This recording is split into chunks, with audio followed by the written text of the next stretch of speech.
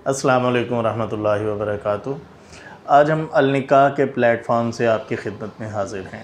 आज हम बात करेंगे मैरिज काउंसलिंग के बारे में कि मैरिज काउंसलिंग क्या है और इसकी क्या ज़रूरत है इस मुआशरे को, और ये तलाक़ की शरह को कैसे कम किया जा सकता है।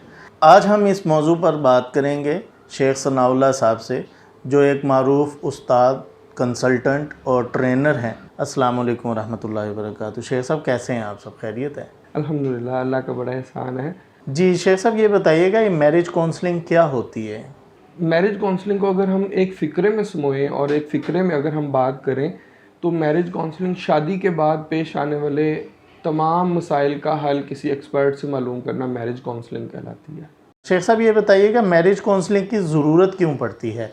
मैरिज काउंसलिंग इसलिए ज़रूरी है हमारे मुआशरे में कि जिस तरह से हम देखते हैं कि डिवोर्स की रेशोज़ जो हैं ये बहुत ज़्यादा बढ़ रही हैं।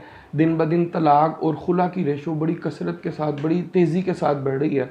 अगर मैं अदाद शुमार आपके साथ शेयर करूं तो हमें मालूम होगा कि जनाब 2018 में जो डिवोर्स रेशो सिर्फ पंजाब के रजिस्टर्ड केसेस थे वो तकरीबन 50,000 थे, और 2019 के अंदर यही केसेस जो उनसे हैं ये 60,000 पे चले जाते हैं, और 2020 के अंदर यही केसेस जो उनसे हैं वो 65,000 प्लस चले जाते हैं, और 2020 का अभी आगाज़ है।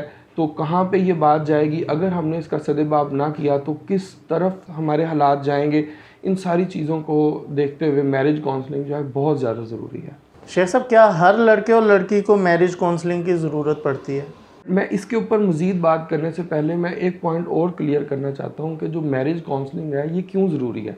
देखिए, एक छोटा सा क्वेश्चन है कि अगर एक शख्स बग़ैर ट्रेनिंग के और बग़ैर किसी से मुशावरत किए गाड़ी नहीं चला सकता, ट्रेनिंग के बगैर वो गाड़ी नहीं चला सकता, ट्रेनिंग के बगैर वो पैराशूट से छलांग नहीं लगा सकता, ट्रेनिंग के बगैर वो तैराकी नहीं कर सकता, तो ट्रेनिंग के बगैर एक घर किस तरह चला सकता है? ये बड़ा अहम सवाल है जो हमारे मुआशरे के अंदर कहीं ना कहीं हम इसको गलत या सही तरीके से सीख रहे हैं, और इसके अंदर जो बहुत अहम किरदार है, मनफी किरदार है, वो मीडिया रोल प्ले कर रहा है अपना।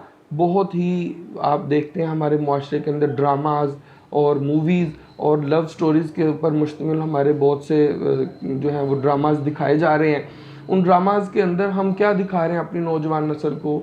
इवन कि कोई ऐसा ड्रामा आपके सामने नहीं आता कि जिसके अंदर हर किस्त के अंदर कोई एक आध डिवोर्स नहीं हो रही, लड़की जो है वो खुला नहीं ले रही या लड़का वो डिवोर्स नहीं दे रहा।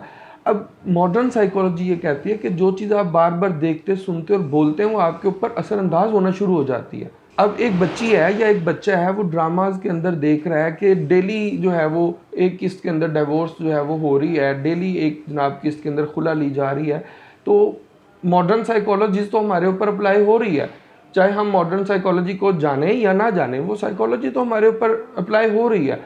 हमारा लाशोर देख रहा है कि हम टीवी के अंदर डिवोर्स देख रहे हैं, खुला लेता हुआ देख रहे हैं, तो हमें यूँ महसूस होता है कि जैसे तलाक और खुला लेना ये कोई बहुत बड़ा इशू नहीं है, और मॉडर्न साइकोलॉजी हमारे ऊपर अप्लाई हो रही है। हम एक चीज़ को देख रहे हैं, हम उसकी तरफ सोच रहे हैं, हम उसकी तरफ बोल रहे हैं, हम उसकी तरफ अपना रास्ता हमवार कर रहे हैं, और वो चीज़ें फिर हमारे ऊपर इम्पेक्ट करती हैं, और इन चीज़ों की वजह से जो डिवोर्स रेशो वो बढ़ जाती है। और बहुत सारे फैक्टर्स हैं। तो मिसाल के तौर पे मैं आपको अगर ये बताऊं कि हमारे सोसाइटी के अंदर अभी कई लोग मेरे से काउंसलिंग के लिए आ जाते हैं और बात करते हैं कि सर मेरे भाई की शादी हुई है, कुछ अरसा हुआ है और अभी तक जो है उनका घर अच्छे तरीके से नहीं बस रहा, 3-4 माह हो गए, लेकिन सर वो उनकी आपस में अंडरस्टैंडिंग ही नहीं डेवलप हो रही। सर अच्छा, मसला क्या है कि अंडरस्टैंडिंग क्यों नहीं डेवलप हो रही? लड़के की किसी जगह पे नहीं हो रही, किसी जगह पे लड़की की अंडरस्टैंडिंग नहीं डेवलप हो रही।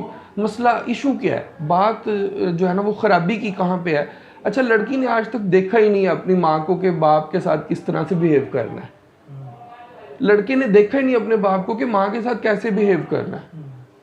लड़के ने और लड़की ने अपनी जगह पे एक अच्छा हस्बैंड वाइफ रिलेशनशिप ही नहीं देखा हुआ।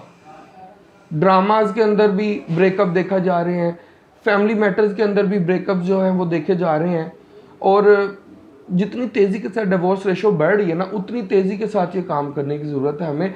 क्योंकि एक मुआशरे के अंदर और एक ख़ानदान के अंदर जब तक एक भी केस ऐसा मौजूद है जो डिवोर्स वाला केस है या खुला वाला केस है, तो उसका पूरे ख़ानदान के ऊपर असर पड़ता है। ख़ानदान की बच्चियां उससे एक असर कबूल करती है कि डिवोर्स लेना कोई बड़ी बात नहीं है, खुला लेना कोई बहुत बड़ी बात नहीं है, और अगर आपस में नाचाकी हो तो कोई बड़ी बात नहीं है। बल्कि मेरे पास एक ऐसा इशू भी आया, हालांकि शादी तो एक बंधन है, पूरी ज़िंदगी गुजारने का नाम है।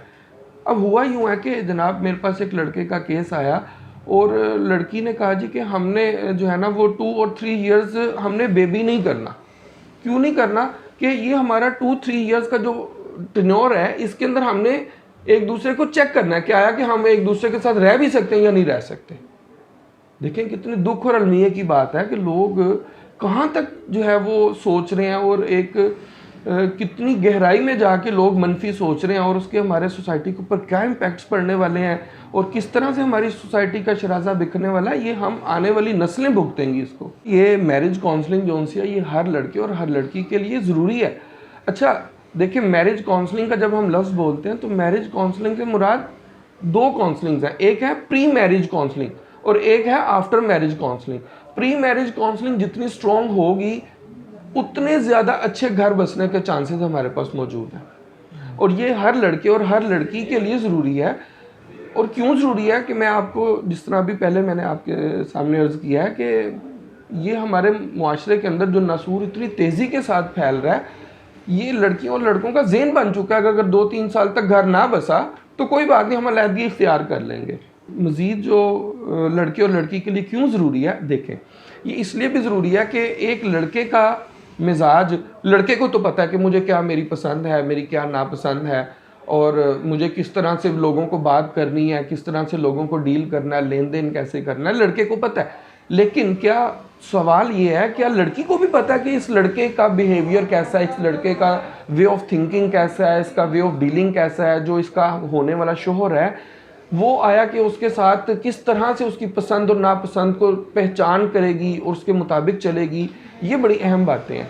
तो इसी तरह कि एक लड़के को भी क्या पता है कि एक लड़की की क्या पसंद होती है, एक लड़की का पहनना ओढ़ना बिछोना किस तरह का होता है। आपने सारी उम्र एक लड़के की हैसियत से ज़िंदगी गुजारी है, अब आपने एक मियाँ की हैसियत से ज़िंदगी गुजारनी है। इसी तरह एक लड़की ने भी एक बीवी की हैसियत से ज़िंदगी गुजारनी है। तो ये ऑब्वियसली बिल्कुल अंडरस्टूड बात है कि लड़के और लड़कियों दोनों के लिए बहुत ज़रूरी है। अच्छा शेख साहब, ये बताइएगा रिश्ते का इंतखाब कैसे किया जाए, क्योंकि बहुत सारे लोग परेशान होते हैं, उनको समझ नहीं आती कि हम किस तरह से रिश्ता तलाश करें या किस तरह से इंतखाब करें कि किसके साथ हमने शादी करनी है, बच्चे की या बच्ची की, और किसके साथ नहीं करनी। देखें जी, रिश्ते के इंतखाब के हवाले से आप ख़ुद भी जो है लोगों को देखते रहते हैं। रबात-उज़्ज़वाज के आप प्लेटफार्म से लोगों के निकाह का जो है एक बड़ा बाबरकत सिलसिला आपने शुरू किया हुआ है। आप लोगों को देखते हैं, लोग आपके पास आ रहे हैं और उनके आप ज़रा सिलेक्शन का तरीका तो ज़रा देखिए। वो सबसे पहले आपसे आके पूछते हैं कि जी लड़के का जो है वो कारोबार कैसा है, लड़के की पॉकेट मनी जो है ना वो उसके ऊपर नज़र है, लड़के की इनकम के ऊपर नज़र है। अच्छा आया कि लड़का बाकिरदार है या नहीं, इससे कोई सरोकार नहीं है। लड़की पढ़ी हुई कितना है, लड़की जो है वो पढ़े होने के साथ साथ जॉब करती है या नहीं करती, आया कि अच्छा वो गाड़ी चला लेती है कि नहीं चला लेती, ठीक है जी। इस तरह के क्वेश्चंस किए जाते हैं और ये देखा जाता है कि जी लड़के का कद कितना है। ये नहीं देखा जा रहा कि लड़के का जो किरदार है वो कितना ऊंचा है। लड़की की हाइट जांची जा रही है, लड़की का जो किरदार है, जो लड़की की एक सीरत है वो किस बुलंदी पे, उसका नहीं कोई अंदाज़ा लगाया जा रहा। अब ज़रा आप ये देखें कि लड़का और लड़की इंतखाब का जो इनका जो तरीका है, जो इंतखाब करने की जो ज़िम्मेदारी है वो अल्लाह ताला ने वालिदैन को अता फरमाई है। चीज़ है कि अल्लाह पाक ने हज़ूर नबी करीम सल्लल्लाहु अलैहि वसल्लम ने लड़की को इस चीज़ का इख्तियार दिया है कि वो अपने लाइफ पार्टनर का इंतखाब करे, लड़के को भी इस चीज़ का इख्तियार है कि वो अपनी जो है लाइफ पार्टनर का इंतखाब करे। लेकिन ये ज़िम्मेदारी अगर वालिदैन निभाएँ और ऐन कुरान और सुन्नत के मुताबिक निभाएँ तो ये बहुत ज़रूरी है। सवाल हमारा भी अपनी जगह पे है कि लड़के और लड़की के रिश्तों का इंतखाब किस तरह से किया जाए। तो हुज़ूर नबी करीम सल्लल्लाहु अलैहि वसल्लम की जो वो हदीस मुबारक है कि एक शख्स किसी खातून से 4 चीज़ों की बिना पे शादी करता है, उसका माल, उसका हस्ब व नसब, उसका ख़ानदान और उसकी दीनदारी। और नबी करीम सल्लल्लाहु अलैहि वसल्लम ने अपने सहाबी को फरमाया था कि तुम्हारा दायां हाथ खाक आलूद हो, बाकी चीज़ों को छोड़ देना, दीनदारी को अपना लेना। अब ये जो दीनदारी को अपना लेने वाली जो बात है, ये क्यों नबी सल्लल्लाहु अलैहि वसल्लम ने फरमाई कि देखें एक लड़की है, वो दीनदार है, उसने कुरान को पढ़ा हुआ है, उसने हदीस को पढ़ा हुआ है, उसने उस्ताद कराम से जो शोहर के हकूक़ और फ़राइज़ हैं उसके ऊपर उसकी आगाही है, उसके ऊपर उसकी जो है वो इल्म उसका वसी है, और अमल के साथ वो इस शादीशुदा ज़िंदगी को शुरू करेगी, तो आप देखें ज़िंदगी में किस तरह से बहार आ जाएगी। और बिल्कुल इसी तरह से कि एक लड़का है, लड़के को भी शादी के लिए लाइफ पार्टनर का इंतखाब करना जो है ये उसकी बिल्कुल ये उसका हक है। हत्ता कि हज़ूर नबी करीम सल्लल्लाहु अलैहि वसल्लम ने फरमाया कि लड़के को इजाज़त है कि वो लड़की को एक नज़र देख ले, लड़के को इजाज़त है कि वो एक नज़र लड़की को देख ले, और वजह भी बताई कि हो सकता है इस तरह उनमें मोहब्बत भी पैदा हो, मोहब्बत हो जाए उन दोनों में और उनमें उन्स पैदा हो जाए। अब ये जो चीज़ है कि इंतखाब ये बड़ा अहम है, इसके ऊपर जो है ये असल में बुनियाद है, ये शादीशुदा ज़िंदगी की बुनियाद है। ये एक दरख्त जिस तरह बीज बोया जाता है उससे तनावर दरख्त बनता है, ये रिश्ते का इंतखाब एक बीज है जो आपने पूरी नस्ल जो है इसके ऊपर फल लगना है और आपकी नस्लों ने उस फल को खाना है।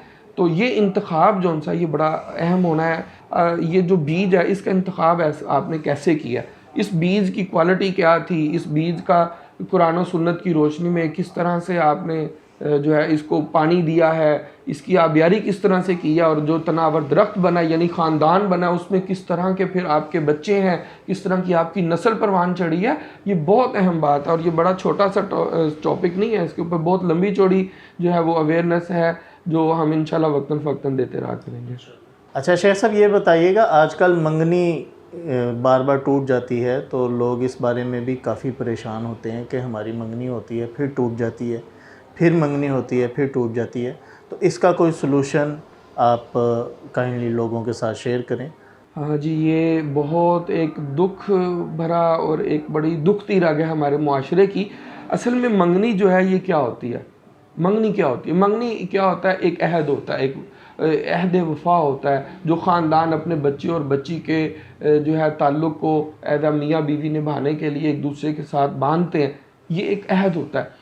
अच्छा, अब बात यह है कि कुछ मंगनियाँ इस वजह से भी नाकाम हो जाती हैं कि आपका कुछ अरसे के बाद आपको पता लगता है कि ये जो हमारा इंतखाब था ना, रिश्ता जो हमने इंतखाब किया ये दुरुस्त नहीं था, या लड़के और लड़की का जो मिजाज है ना ये मिलेगा नहीं।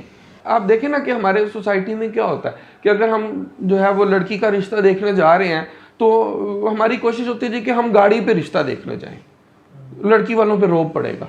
हमारी कोशिश होती है जी कि हम जो है ना 2-4 लोगों को जो अच्छे वेल स्टैब्लिश वेल स्टेटस लोग हैं उनको साथ लेकर जाएं जी, लड़की वालों पे थोड़ा सा रोब पड़ेगा। अच्छा, फिर क्या होता है जब लड़की वाले आते हैं ना तो उसी रोब को compete करने के लिए वो क्या करते हैं, आप अगर मेहरान पे गए थे वो आपके पास 2D पे आने की कोशिश करेंगे, अगरचे उधार लेकर आए, किसी से रेंट पे लेकर आए, किसी दोस्त से मांग कर लेकर आए, कोशिश क्या होगी कि लड़के वालों पे रोब पड़े। अब होता क्या कि असलियत एक दूसरे के सामने जो है वो नहीं दिखाई जाती, तो कुछ अर्सा गुजरता है तो फिर समझ आती है कि हाँ जी वाकई कि जो है ना ये हमारा जो कुफ है ना बच्चे और बच्ची का, जो कुफ का लफ्ज़ नबी सल्लल्लाहु अलैहि वसल्लम ने इस्तेमाल किया ये जी उसके बराबर नहीं है, इनका स्टेटस जो है ना वो हमारे इक्वल नहीं है, लड़की की जो क्वालिफ़िकेशन है वो सही तरह से नहीं बताएगी, लड़के की क्वालिफ़िकेशन सही तरह से नहीं बताएगी, ये आपस में क्वालिफ़िकेशन मैच नहीं हुई और जो है स्टेटस मैच नहीं हुआ, मेंटल स्टेटस जो है वो नहीं हुआ, फैमिली के जो माहौल रस्म और रवाज ये आपस में मैच नहीं हुए, तो ये चीज़ें जो उनसी हैं वो बार बार मंगनी टूटने की वजह बनती हैं। एक और चीज़ जो बड़ी अहम है मंगनी टूटने की वजह, जो सबसे बड़ी अहम है वो ये है कि देखें अभी लड़के और लड़की की शादी नहीं हुई, अभी तो सिर्फ मंगनी हुई है। अच्छा, बड़ों की ही निगरानी के अंदर ये मंगनियाँ टूटती हैं। आप हैरान होंगे कि सर ये कैसी बात है। बात बिल्कुल ये कोई अनहोनी नहीं है, हमारे मुआशरे के अंदर हो रहा है ऐसा। क्या हो रहा है जी कि बेटी को लड़के का नंबर खुद अरेंज करके दिया जा रहा है कि बेटा ये लड़के से आप बात करें, लड़के को खुद नंबर अरेंज करके दिया जा रहा है कि भैया आप अपनी जो होने वाली बीवी से आप बात करें। अच्छा, बात करने का जो अंदाज़ और तरीका नबी करीम सल्लल्लाहु अलैहि वसल्लम ने बता दिया कि महरम की मौजूदगी में जब आपने लड़के और लड़की ने अपनी पसंद का इजहार करना है तो महरम की मौजूदगी में आप बैठें, आएँ, बात करें, एक दूसरे से सवाल जवाब करें, एक दूसरे से ज़िंदगी के अगराज व मकासद पूछें और बस बात ख़त्म होगी। अब वहाँ पे अगर आपको बात समझ आ गई, आपको मेंटल सेटिस्फेक्शन होगी तो बात बिल्कुल ठीक है।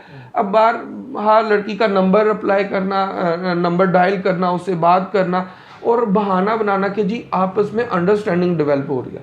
और कुछ फैमिलीज़ में तो यहाँ तक है कि लड़की और लड़की को 100% अलाउ किया जाता है कि आप दोनों आएँ, एक शॉपिंग मॉल में जाके शॉपिंग करें, कुछ आउटिंग करें, कुछ थोड़ी सी होटलिंग करें, कुछ चाय पानी बैठ के पिएँ, एक दूसरे से इज़हार ख्याल करें, तबादला ख्याल करें। तो उसमें क्या होता है कि आपस में वो जो अंडरस्टैंडिंग डेवलप होने लगती है ना, वो LWB की तरफ चली जाती है। LWB बड़ी ज़बरदस्त चीज़ है, लव बिफोर वेडिंग। तो ये जो LWB है ना, LWB शादी से पहले अलाउ है ही नहीं। और love is nothing before marriage. शादी से पहले तो लव कुछ होता ही नहीं है, असल तो लव होता ही शादी के बाद है। अच्छा वो होता क्या है कि वो जो है ना लव बिफोर वेडिंग शुरू हो जाता है और जो शादी वाला जो एक पाकीज़ा जो रिलेशन और एक जो सोच होती है, जो माइंडसेट होता है, वो ख़त्म हो के ऐसा ऐसा जो है ना वो रोमांस की तरफ जाना शुरू हो जाता है, लव की तरफ जाना शुरू हो जाता है। लड़के और लड़कियां एक दूसरे के साथ एक बहुत ज़्यादा एक्सपेक्टेशंस जोड़ लेते हैं। लड़का जो है वो फिर अब उसको बताना शुरू कर देता है कि मैं शादी के बाद तुम्हारे साथ स्टेटस शो करना है ना, मैं शादी के बाद तुम्हें एक बड़ी सी गाड़ी में घुमाऊंगा, तुम्हें एक अच्छे से जो है वो शुमाली इलाका जात में किसी जगह पे हनीमून पे लेकर जाऊंगा। और इस तरफ वो फिर बात चलना शुरू हो जाती है। एक मंगनियाँ टूटने की वजह ये है कि आपस में जो है ना बार बार एक दूसरे को जांचने और तबादला ख्याल के बहाने बनाकर कांटेक्ट करना और फिर उस किए हुए कांटेक्ट के ऊपर जो है वो 5-6 महीने के अंदर ही पूरा नहीं उतरता, शादी के बाद तो बड़ी दूर की बात है। तो ये मंगनी टूटने का बहुत बड़ा ख़तरा है। एक और बहुत बड़ी वजह मंगनी टूटने की वो ये है कि देखें, जिन लड़के और लड़कियों ने लव मैरिजेस की हैं या लव मैरिजेस की कोशिश कर रहे हैं या लव मैरिज करने का प्लान है या कहीं पे वालिदैन के किसी माइंड में कहीं पे नुक्कर में ये बात चल रही है कि कोई बात नहीं, लड़के को अलाउ कर देते हैं कि अपनी मर्ज़ी से लाइफ पार्टनर सेलेक्ट करे, लड़की को अलाउ कर देते हैं अपनी मर्ज़ी से लाइफ पार्टनर सेलेक्ट करे, तो अब उसके अंदर बात फिर वही LWB की तरफ जाना शुरू हो जाती है। तो लव बिफोर वेडिंग कुछ नहीं होता। लव बिफोर वेडिंग जो है वो इतनी ख़तरनाक चीज़ है कि ये एक दफ़ा मंगनी टूटेगी, कहीं और पे बड़ी मुश्किल के साथ आप तगदो करेंगे, रिश्ता तय होगा और वहाँ पे फिर लव बिफोर वेडिंग शुरू हो जाएगा, एक्सपेक्टेशंस पे पूरा नहीं उतरेंगे, फिर मंगनी टूटेगी। और जो है ना ये एक बहुत बड़ी वजह है यंगस्टर्स के अंदर मंगनी टूटने की। जी शेख साहब, ये बताइएगा कि क्या कोई ऐसा तरीका है कि मियाँ बीवी को या बीवी मियाँ को काबू कर सके? तो इस बारे में अगर कोई ऐसा कोई तरीका है तो वो ज़रूर बताएं। लेकिन ये बड़ा जो है वो इंटरेस्टिंग सा आपने क्वेश्चन किया है। ये मियाँ बीवी को काबू कर ले या बीवी मियाँ को काबू कर ले, तो मैं कोई ऐसा जो है वो बंगाली बाबा या कोई तावीज़ धागे वाला तो हूँ नहीं कि मैं कोई ऐड दूँ अखबार में और लोग मेरे पास आना शुरू हो जाएं कि जी कोई तावीज़ बता दें, कोई कुरान की ऐसी आयत बता दें कि उसमें जो है मैं बस मियाँ मेरे कदमों में आ जाए या बीवी मेरे कदमों में आ जाए, ऐसा नहीं है। लेकिन मैं अलबत्ता आपको ना एक बड़ा ज़बरदस्त एक ट्रिक बता देता हूँ जी। वो ट्रिक ये है कि अगर एक शख्स ने अपनी बीवी के मिजाज को समझ लिया ना, तो दूसरे लफ्ज़ों में उसने बीवी को काबू कर लिया। और अगर एक बीवी ने अपने शोहर के मिजाज को समझ लिया ना, तो दूसरे लफ्ज़ों में उसने अपने शोहर को काबू कर लिया। ह्यूमन साइकोलॉजी में अगर मैं हस्बैंड वाइफ का या एक मियाँ और एक बीवी का थोड़ा सा अगर मैं माइंडसेट आपके साथ शेयर करूं तो आप उसमें बड़े हैरान होंगे कि एक जो है माहिर नफ्सियात हैं, उसका नाम है मैस्लो ने एक इंसानी मुहर्रिकात के ऊपर बड़ी ज़बरदस्त जो है ना वो अपनी थ्योरी पेश की है। तो वो थ्योरी तो बेसिकली एक आम इंसानी मुहर्रिकात के ऊपर है, लेकिन अगर हम उस थ्योरी को, मैस्लो की इस थ्योरी को, मुहर्रिकात की इस थ्योरी को अगर हम मियाँ बीवी के रिश्ते के ऊपर अप्लाई करें तो एक मियाँ बड़ी आसानी के साथ बीवी के काबू में आ सकता है। अच्छा, तो ये जो है ना, अगर मैस्लो की इस आम इंसानी मुहर्रिकात की थ्योरी के ऊपर अगर हम जो है वो बात करें और उसको अप्लाई करें मियाँ और बीवी के ऊपर, तो आप देखेंगे कि एक मियाँ और एक बीवी बड़े अच्छे अंदाज से, बड़े खुशगवार अपनी ज़िंदगी को गुजार सकते हैं। जैसे मैस्लो के इस मुहर्रिकात के नज़रिए में सबसे पहली चीज़ आती है भूख की, फिर नींद, फिर दर्द से बचाओ, उसके बाद फिर तहफ़्फ़ुज़, और उसके बाद फिर इज़्ज़त नफ्स, उसके बाद फिर तकमील ज़ात, और फिर एंड पे जाके तमीर ज़ात, और फिर एंड पे जाके तकमील ज़ात की बात आती है। अच्छा, अब आप ये देखें कि मैंने इस नज़रिए को मियाँ बीवी के जो है एक दूसरे के ऊपर अप्लाई किया, तो मुझे कई जगहों के ऊपर जो है हुज़ूर नबी करीम सल्लल्लाहु अलैहि वसल्लम की वो अहादीस जिसके अंदर मियाँ बीवी के आपस में हकूक़ व फ़राइज़ की बात की गई है, तो मैंने देखा कि ये जो मैस्लो का नज़रिया, ये तो आज बड़े अरसे के बाद जो है वो पेश किया गया है, और हुज़ूर नबी करीम सल्लल्लाहु अलैहि वसल्लम ने इंसानी मुहर्रिकात के ऊपर बहुत देर पहले बात की थी। अब देखें, हुज़ूर नबी करीम सल्लल्लाहु अलैहि वसल्लम की एक कितनी खूबसूरत हदीस मुबारक है कि इंसान का बेहतरीन सदका वो है कि जो नवाला वो अपनी बीवी के मुंह में अपने हाथ से डालता है। कितनी खूबसूरत बात है। तो मैस्लो कहता है कि ये जो भूख है इसका ख्याल रखना, बीवी की भूख का शोहर ख्याल रखे, शोहर की भूख का बीवी ख्याल रखे, बीवी की नींद का शोहर ख्याल रखे, शोहर की नींद का बीवी ख्याल रखे। देखिए ना, अब बीवी सारा दिन काम करके थकी हुई है, तो शोहर को उसके एहसास करना चाहिए, ख्याल करना चाहिए। शोहर सारा दिन घर थका मांदा आया काम करके, दफ्तर से, बाहर से, रोज़ी रोटी के ज़िम्मेदारी से सबकदोश होके वो घर पहुंचता है, तो बीवी उसकी थकान का ख्याल करे। तो इंसानी मुहर्रिकात के अंदर जो बड़े बड़े मुहर्रिकात हैं वो क्या हैं? भूख, नींद और थकान। जिन्स तो बड़े दूर पे जाके बात आती है, जिन्स तो बुनियादी मुहर्रिकात के अंदर आता ही नहीं है। हम या बीवी के ताल्लुक को लव, अफेक्शन और मोहब्बत डेवलप करने के लिए जिन्स पे सबसे पहले बात करते हैं, तो जिन्स तो बड़ी दूर में, मतलब तीसरे चौथे लेवल पे जाके जिन्स की बात आती है। इसके ऊपर अगर हम बात करें तो वो तहफ़्फ़ुज़ की बात आती है। यानी देखें कितनी ज़बरदस्त बात है कि नबी सल्लल्लाहु अलैहि वसल्लम ने एक अच्छी बीवी की क्या खसूसियत बयान की है कि वो उसकी गैर हाज़िरी में, उसकी गैर मौजूदगी में क्या करे? उसके माल की और उसकी इज़्ज़त की हिफाजत करे। अब शोहर घर से बाहर है, बिजनेस कर रहा है, काम कर रहा है, जॉब कर रहा है, लेकिन मेंटल सेटिस्फेक्शन उसके पास है कि मेरा घर सिक्योर है, मेरा माल घर में सिक्योर है, मेरे जो बच्चे हैं वो एक बड़ी पढ़ी लिखी, एक बाकिरदार जो है वो खातून के ज़ेर निगरानी परवरिश पा रहे हैं। तो ये देखें कितना बड़ा मेंटल सेटिस्फेक्शन है, तहफ़्फ़ुज़ है। अच्छा, बिल्कुल इसी तरह से कि अगर एक बीवी जो उनसे वो घर में मौजूद है, तो उसको मेंटल सेटिस्फेक्शन क्या हो रही है, जो इंसानी मुहर्रिकात है उसकी बात कर रहा हूँ मैं, कि बीवी को तहफ़्फ़ुज़ का जो है वो किस तरह से एहसास दिला सकता है शोहर, या बीवी को ये किस तरह से तहफ़्फ़ुज़ का एहसास होगा। बीवी अपने घर में बैठी है, वो अपने घरदारी के जो है वो सारे मामलात निभा रही है, किचन, घरदारी, खानादारी, सफाई सुथराई, लोगों मेहमानों की आओ भगत करना, लेकिन मेंटल सेटिस्फेक्शन उसके पास क्या है कि मेरा शोहर काम पे गया हुआ है और वो किसी ऐसी जगह पे जाके मुंह नहीं मारेगा, या किसी ऐसी जगह पे जाके किसी के ऊपर डोरे नहीं डालेगा, किसी ऐसी खातून के जो है वो बाहों में नहीं झूलेगा। ये मेंटल सेटिस्फेक्शन है उसके पास। वो घर में बैठी खुद को सिक्योर फील कर रही है कि मेरा शोहर बाहर गया हुआ, लेकिन उसका एतमाद मेरे ऊपर बरकरार है। ये तहफ़्फ़ुज़, और ये इंसानी मुहर्रिकात के अंदर चौथे नंबर पे आते हैं तहफ़्फ़ुज़ की बात। तहफ़्फ़ुज़ के बाद जो है वो इज़्ज़त की बात आती है, इज़्ज़त नफ्स की बात आती है। एक मियाँ को पता है कि मेरी बीवी की इज़्ज़त नफ्स है और उसको मैंने किस तरह से बरकरार रखना है, और बीवी को पता है कि मेरे शोहर की इज़्ज़त नफ्स है, मैंने उसको किस तरह से बरकरार रखना है। और हर शख्स इज़्ज़त चाहता है, कौन इज़्ज़त नहीं चाहता? मियाँ भी इज़्ज़त चाहता है, बीवी भी इज़्ज़त चाहती है। तो एक दूसरे की इज़्ज़त नफ्स का ख्याल रखना, ये इंसानी मुहर्रिकात के अंदर 5वें नंबर पे आता है। और देखें, एक शख्स है वो एक खातून को बीवी बना के ब्याह के घर लेकर आया है, और एक देखें ना कितनी ज़बरदस्त बात है। अगर हम थोड़ी सी इसके अंदर साइकोलॉजी पे बात करें तो हमें बात समझ आती है कि एक मर्द जो है वो एक औरत को ब्याह के घर लेकर आया, और उसकी सबसे बड़ी जो एक्सपेक्टेशंस होती है ना उसके अंदर, उस खातून से वो ये वाबस्ता होती है उससे कि ये मेरे ख़ानदान में, मेरे माहौल में मेरी इज़्ज़त बनाएगी, मेरे माँ बाप के दरमियान मेरी इज़्ज़त बनाएगी, मेरे बहन भाइयों के दरमियान मेरी इज़्ज़त बनाएगी, मेरे मुआशरे के अंदर मेरी इज़्ज़त बनाएगी।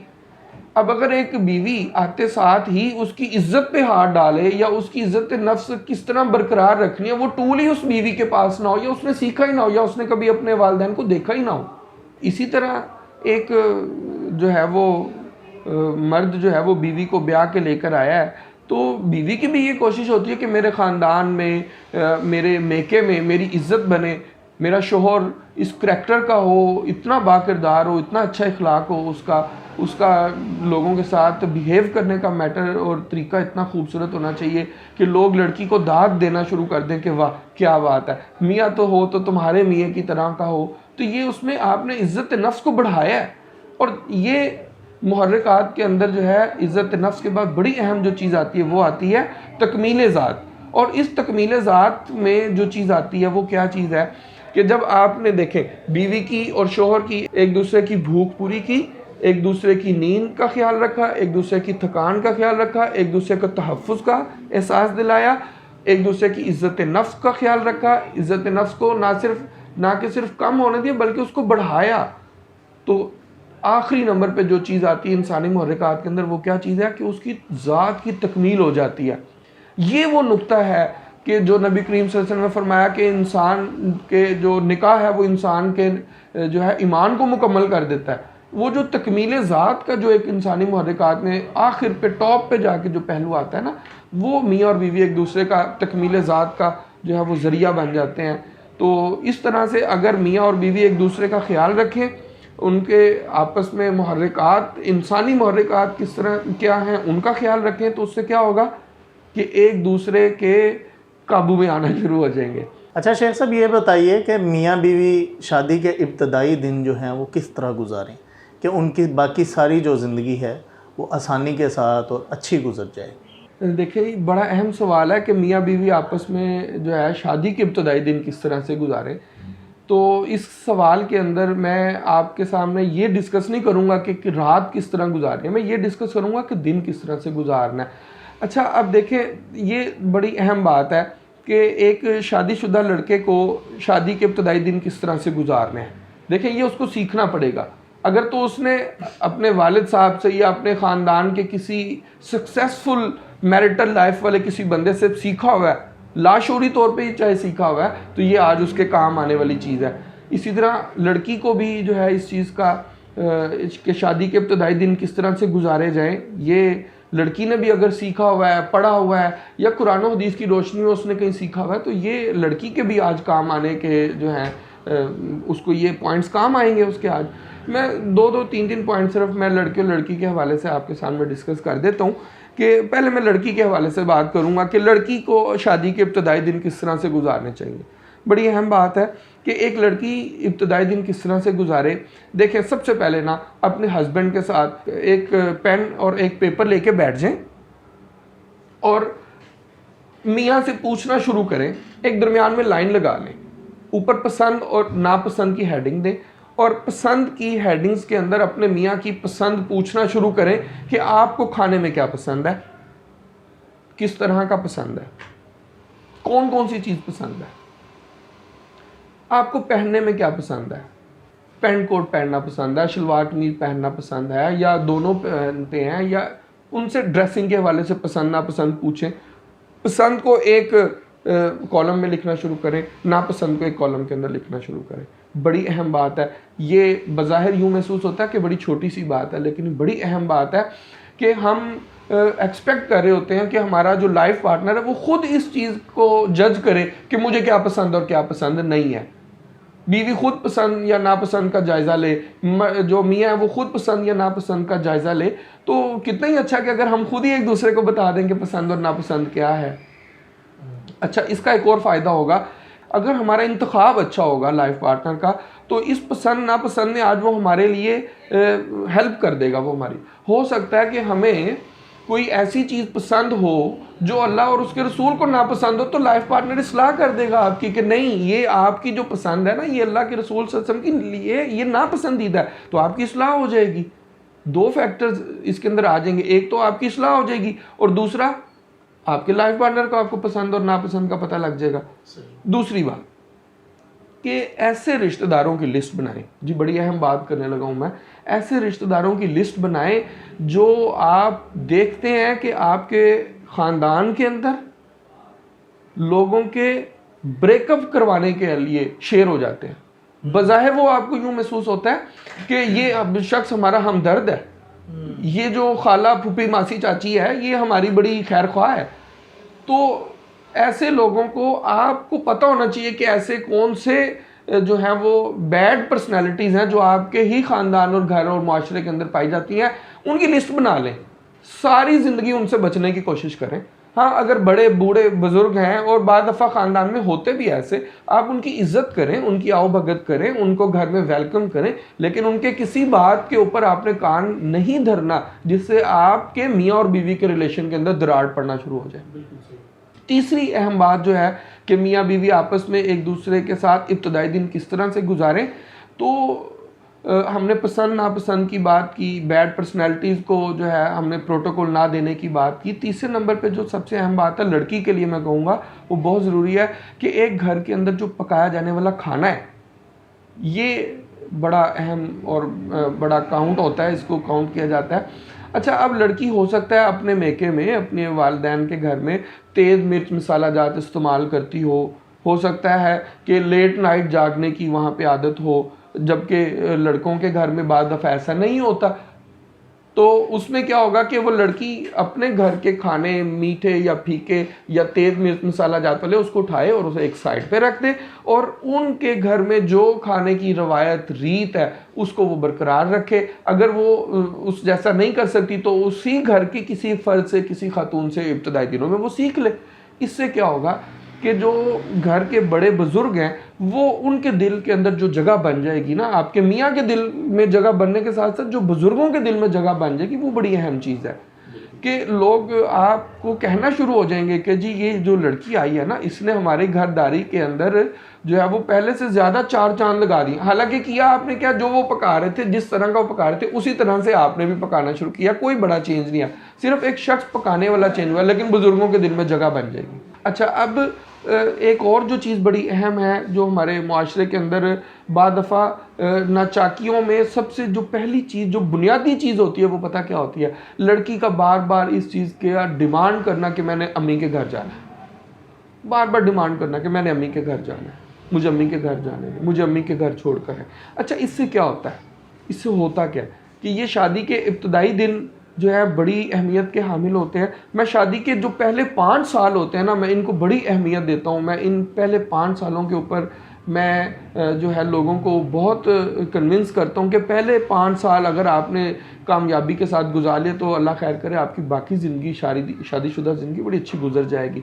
अच्छा, अब लड़की बार बार जिद करती है मैंने अम्मी के जाना है, लड़के को मान होता है कि मेरी बीवी है, मेरे कहने के मुताबिक चले, मैं घर का सरबराह हूँ, मैं अपनी फैमिली का अब जो है वो सरबराह बन गया हूँ, बीवी को चाहिए कि मेरी मर्ज़ी के मुताबिक जो है वो चले उठे बैठे आए जाए। तो लड़की को जो है देखना चाहिए कि वो अपने शोहर को बार बार इंसिस्ट ना करे कि मैंने अपनी अम्मी के जाना है। हाँ, ये जिम्मेदारी लड़के पर छोड़ दें। लड़का आपको अपनी अम्मी के लेकर जा रहा है, एक मुनासिब वक्त के बाद लेकर जा रहा है, हफ्ते में एक दफ़ा, 15 दिन में एक दफ़ा, आउट ऑफ सिटी रहते हैं तो महीने में एक दफ़ा, या आफ्टर 2-3 मंथ्स में आपको हफ्ता 2 हफ्ते के लिए जाने दे रहा है और आपके साथ जा रहा है, तो आप इसको बड़ा खुश दिली के साथ एक्सेप्ट करें।